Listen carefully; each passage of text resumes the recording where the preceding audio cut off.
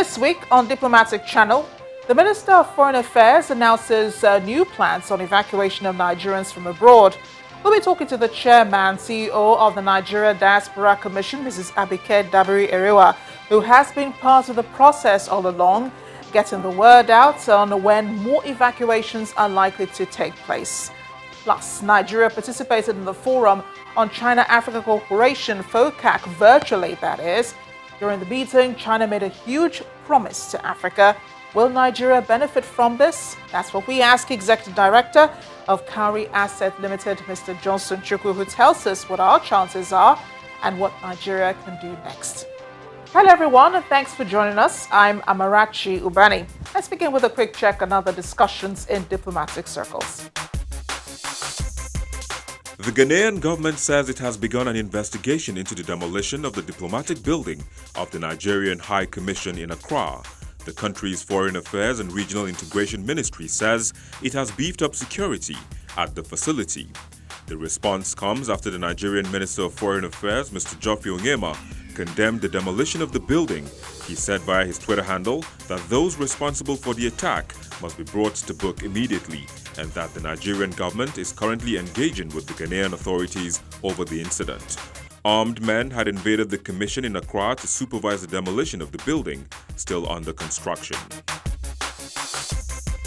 Hong Kong's chief executive Carrie Lam has reiterated her full support for the Chinese Central Authority's move to enact national security legislation in Hong Kong, stressing that the city will no longer be used by external forces to endanger national security.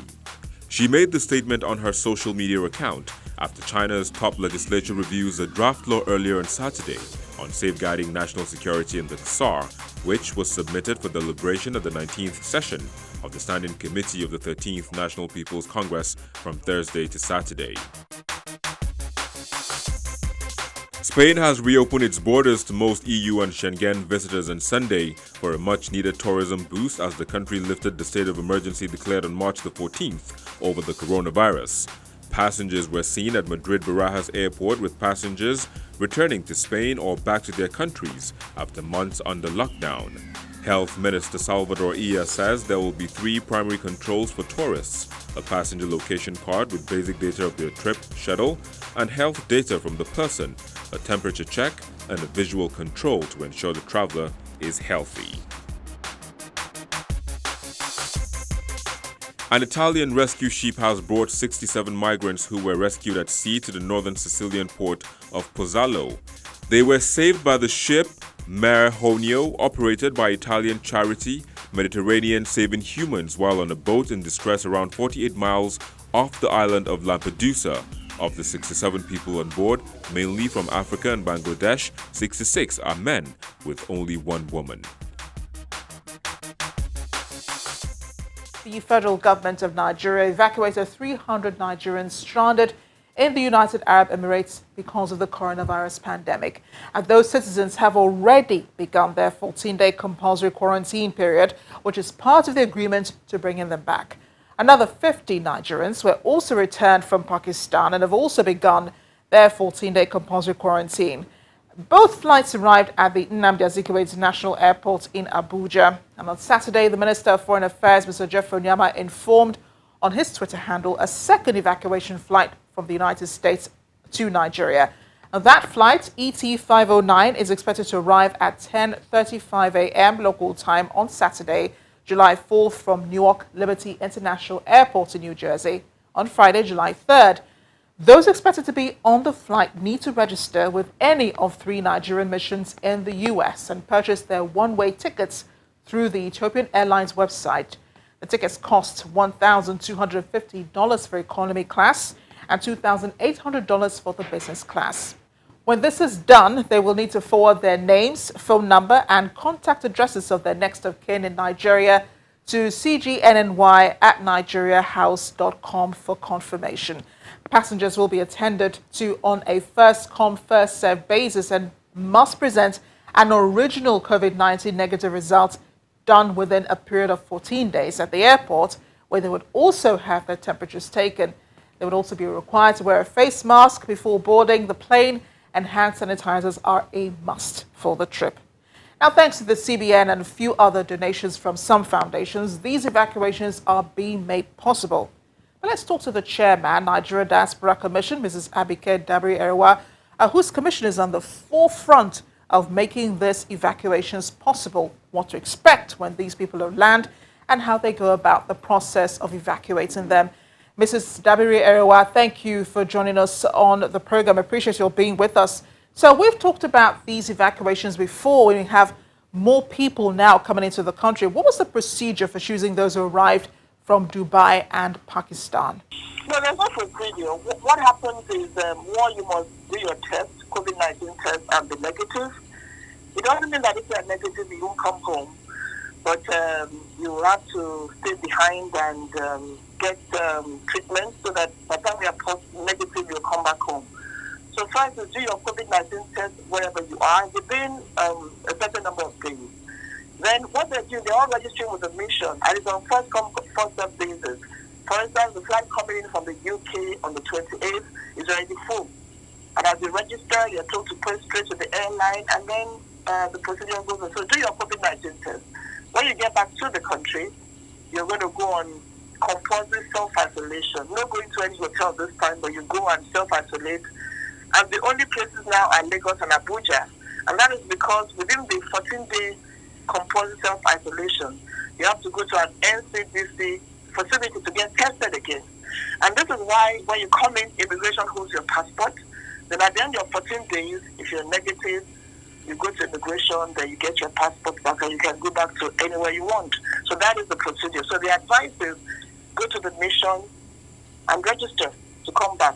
And we realize that if you know the calls we've been getting from the UK, when you tell Nigerians go and register, they don't even believe it's going to happen, so they don't bother. But when they now hear that it's happening, the people start rushing. But already in the UK, there are over 900 that have registered for a 300 capacity flight. But there'll be more flights to bring everybody back home. This flight was pretty uneventful. Now, I remember the last time we spoke, a woman almost put to bed on the flight and had to be returned. There were no such incidents on this flight, but were there challenges in trying to pick who made the flight and who did not? Well, of course, very challenging with the mission. But what the mission tried to do was just do it on a first come, first served basis. That is what they did. So, and then, you're paying directly to the airline. So when you get a mail, we keep advising them, keep checking the website with email of the mission. You go there, you pay directly to the airline, and then you get your ticket. And the thing is, according to the PTF, we want to bring in about 1,000 per week, 500 Abuja, 500 Lagos, and that is because of the testing capacity. So the entities can manage 500 per week so that they can get them tested within the 2 weeks of their stay, and then test another 500, 1,000 the week after. So it's been going on smoothly so far, but there's still a lot of demand. But in the next couple of weeks, we're going to have from Senegal, from Khartoum, from Turkey, from Malaysia, from New York. We've done Cairo, India, Pakistan, UAE. We're also going to have from South Africa. A flight coming from France, there'll be another one. There'll be more also from the UK, apart from the one coming in on the 28th. And of course from the USA, from New York will be July 3rd. Speaking about those coming from the United States, where I suppose a lot more people will be coming from, you mentioned in one of your responses, but given there is only one flight for those registering with the 3 Nigerian missions in the country, this will prove a little tough for the flight on Friday, which you say will be on a first-come, first-served basis. Is there a rough estimate, though, of how many people would be allowed on the flight? Well, for the flight from New York, there's an Ethiopian Airlines flight, and I think you can take about 300 people or so. I'm not sure, thereabouts. But here's the thing. The last one from the USA actually came in half empty. Came in with 160 people. And then Nigerians will start calling on that same day. We heard the flight is coming, and the flight is ready to leave anyway. So,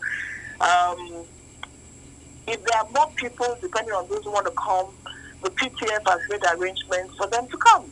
So, because really, you're not. All you need to do is come back, do your test before boarding. That's the key thing.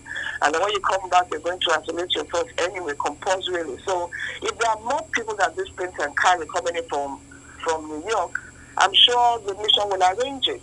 But for now, why in New York is because they are working with Ethiopian Airlines, and the takeoff is in Newark, airport. So that is why it's basically in Newark, New York, before they come back home. So Newark, New Jersey, before they come back. So that is why that is the case with the USA. So some say they've gotten Delta. Anything can happen. But some say, we're going to get Delta Airlines. If they can work it out, fine. But basically, it's a Ethiopian airline that's bringing them from America on the 3rd of July. I would also like for you to talk some more about the flight from the UK. Would they need to follow the same process, the same procedure of registering as before? The thing is, Nigerians should believe that this thing will happen. Somebody called me not too long ago and said, well, I thought it would never happen, so I didn't bother even when I saw the message on the website of the embassy. Now, she's saying, I want to come back with my family. So you should just believe that it's going to happen, and it's been happening. Now, for the UK, almost about 900 people have registered for a 300-seater plane. So that means that arrangements will have to be made for others who want to come back, and I'm sure the mission will make that arrangement. So the only thing is that, according to NCDC and the PTF, we really can't do more than about 1,000 per week. 500 Abuja, 500 Lagos, because of the testing. So they need to be tested, usually within 72 hours of their return to the country. So the assurance is that for those who can't make this flight, there will be another one. But they should keep checking the website of the mission for updates. And others will come in anytime.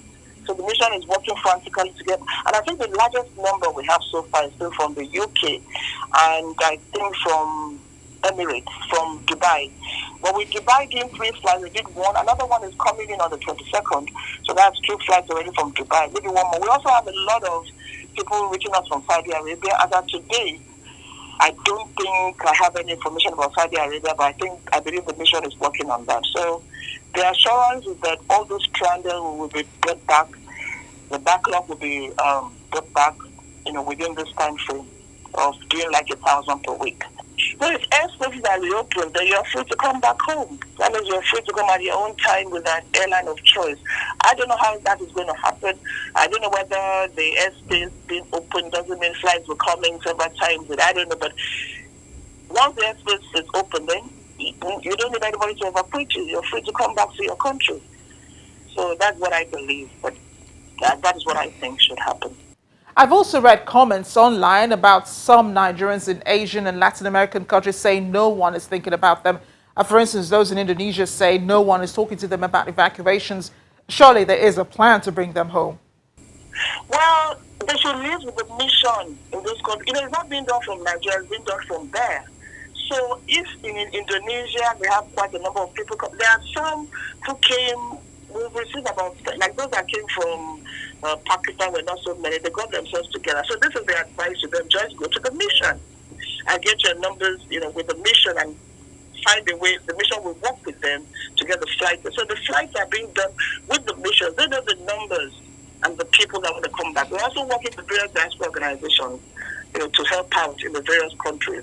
And we're happy with what the diaspora organizations are doing in the various countries. So please, the advice is just work with the mission. So if you are affected, then it's okay to get a plane that can carry, that number of people or something. So really, they should work with the mission. Go to the mission. If you can't get them online, go there. You find somebody to talk to you. And then within the West African region, AP is also working on doing, a flight around the West African region. Some have come by road, some have, we've received some from Ghana, Benin, and all that, but there are still more saying they want to come in. So they can work with the missions in those various countries. And PTF has said everybody should be bothered. But here's the thing. When we started the process, we had about 4,000 registered. Some didn't even bother. But now, a lot of people are not going to say, now that it's happening, let's go and register. So the missions need to know the numbers, and the numbers will determine the next steps that the mission will take. Mrs. Abike Dabiri-Eruwa, thank you again for your time and wishing you well with all the preparations. Thank you. Here's where we take a break. When we return, what has Nigeria gained from the Forum of China-Africa Cooperation? Stay with us. Welcome back. Sino-Africa cooperation is the key to winning the battle against COVID-19. China shows true mark of friendship and solidarity with Africa in the fight against COVID-19.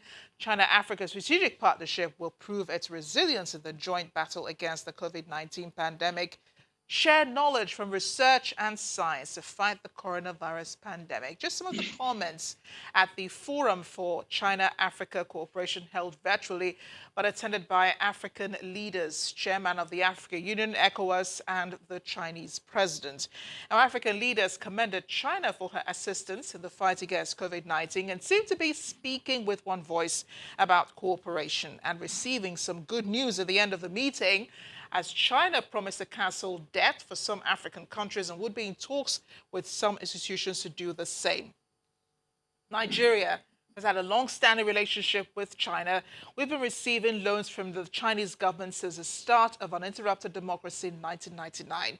And for most of the deals China signs with Nigeria, not much is known about the details, but Chinese companies have taken on projects in the country that are still on till date. Take the railway system for one, and airport renovations and expansions, you get it. Mainly in construction, and the Chinese government has said before it intends to pump at least $60 billion into the continent in investment. It may have already reached that goal. But let's talk to CEO, Cowry Asset Limited, Mr. Johnson Chukwu, whom we had earlier in the week, and he spoke a little about this. We want to get some more from him. Mr. Chukwu, thank you for joining us on Diplomatic Channel. Thank you, Amalati, for having me. Now, the debt forgiveness that has been announced by the Chinese President Xi Jinping for some African countries must have come as good news. But as you said earlier in the week, not for Nigeria. Why? Well, when I said not for Nigeria, if you look at the loans from China to Nigeria, presently, as at end of March this year, based on information from Debt Management Office, China has committed about $5.5 billion loan to Nigeria. Made a commitment about $5.57 billion to Nigeria. Most of these, though concessionary loans, are not loans that would ordinarily qualify for the concession that China wants to grant to African countries. Remember that China has earmarked about $2 billion as concessions is going to grant to support African countries as a result of the COVID-19 crisis pandemic. I believe that though these loans, this $5.57 billion, of which only $3.3 billion have been drawn, I don't see how they are priorities, because Nigeria, interestingly, fall into what they call the blended countries. And remember that the commitment that China made was for IDA countries, the International Development Association countries. Those are countries that fall into the poorest countries in the world based on their gross national income. And Nigeria does not necessarily fall into that. Nigeria and countries like Pakistan fall into what they call blended countries, which in some areas they qualify as IDA, in some other areas they are considered as highly credit-worthy countries, and therefore do not enjoy all the benefits that IDA countries enjoy. The commitment by China was based on the G20 commitment in April this year, where the G20 countries said they were going to support African countries, or the poorest countries, 76 poorest countries in the world, to manage themselves out of the current pandemic. So I want to believe that it will be difficult for Nigeria to really benefit from the IDA-oriented concessions. But, you know, with all of this investment that China is making in the country, do you think that Nigeria could ever get out of China's debt? Because there's so much investment already made. Details, as we said earlier, not made public. But I'm guessing that even with COVID-19, that debt must have increased. Well, as it stands today, which is why I had to refer to the publication by the Debt Management Office, as at 30th or 31st of March this year, they were only $5.57 billion debt commitment from China. I can mention the key ones among them. You did mention them in your opening statements, which included the $500 million for the Abuja Kaduna Standard Gauge Rail, and that $500 million for the light rail project in Abuja. You had another $500 million for the renovation of the 4 airports in the country, that is Abuja, Kaduna, Port Harcourt, and Lagos airports.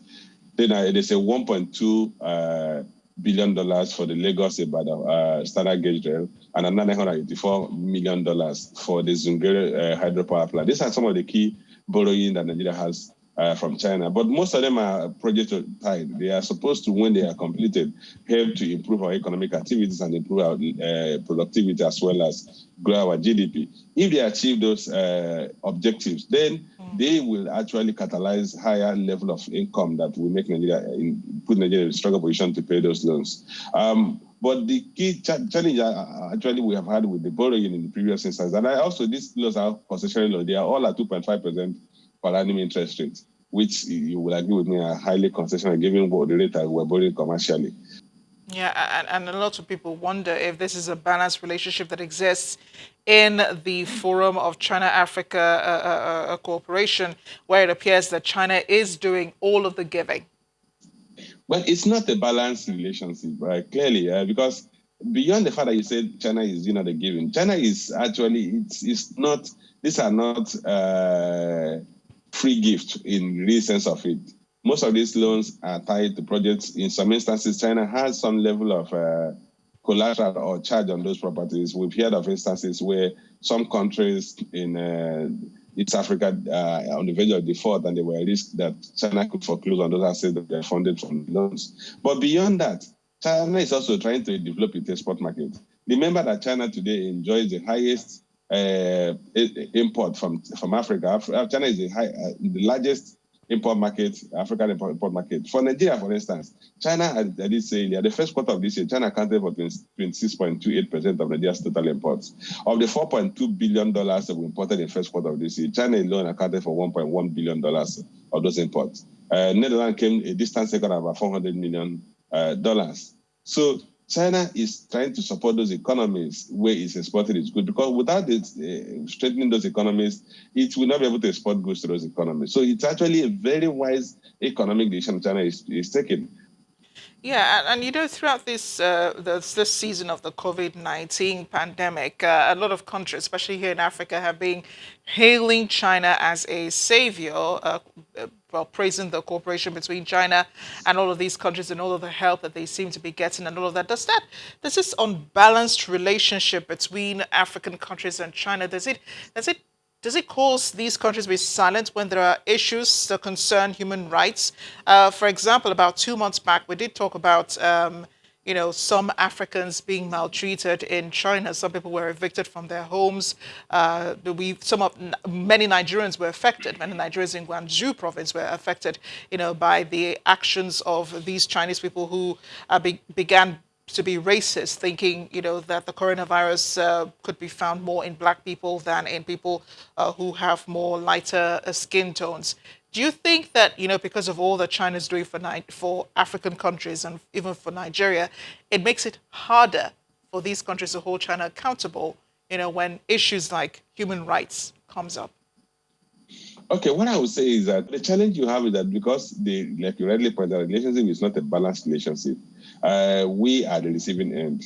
And when you put yourself in a situation where you are getting something for your benefactor, you are not in a very strong position to go into negotiations and disputes with your benefactor. So unfortunately, Africa has found itself in that mode, which is actually a clearing call for African countries, that we need to use some of the facilities we are trying to build, like African Continental Free Trade Agreement, and build a market of about 2 billion people, and grow that trade between African countries, so that the rate at which we are dependent on China will reduce. A lot of other countries in the world after COVID-19 are already reviewing their relation with China in terms of trade dependency, particularly looking at China as a major supply chain, global supply chain. Countries like Japan are actually trying to encourage their companies to look inwards and rebuild their manufacturing sector, particularly those inputs they're getting from China. Yeah. So what will help balance this relationship out? Well, for us to balance the relationship, we need to build our economy. We need to build an economy that is largely dependent on not just on China for importation of critical inputs, but also export to China. And until you build an economy that your relationship with other countries are symbiotic, you will continue to depend on those countries. Mr. Johnson Chukwu, always a pleasure having you on Diplomatic Channel. Thanks again. My pleasure. This is where we end the program this week. Thanks for watching. You can reach me using any of the social media handles showing on your screen. I'm Amarachi Ubani. I'll see you next time.